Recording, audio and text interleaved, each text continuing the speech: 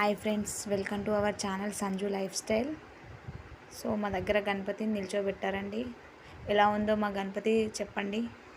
మీ దగ్గర కూడా ఇలానే ఉందా? ఇంతకన్నా పెద్దగా ఉన్నాయా, లేకుంటే చిన్న గణపతులు పెట్టుకున్నారా?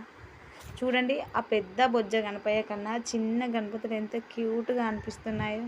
చూడడానికి కూడా ఎంత ముద్దు ముద్దుగా అనిపిస్తున్నాయి. ఫేస్ కానీ ఇంత చిన్న చిన్నగా భలే ఉన్నాయి.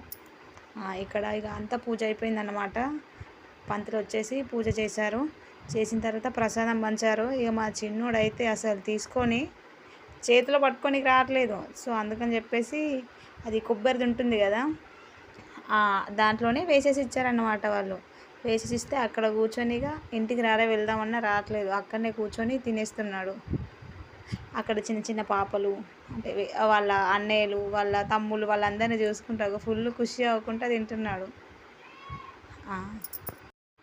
మళ్ళీ పిల్లలకి ఎట్లా అంటే హాట్తో కంపేర్ చేస్తే స్వీటే ఎక్కువ తింటారు. అందుకని చూడండి అసలు ఎట్లా తింటున్నాడో. అక్కడ బొబ్బరి గుడలు అవి వేసి ఇచ్చినా కూడా అస్సలే తినలేదు. కానీ సేమ్యా, కొబ్బరి అది మాత్రం మంచిగా కూర్చొని తింటున్నాడు. సో మీ దగ్గర ఎలా ఉందో కామెంట్ చేయండి ఫ్రెండ్స్.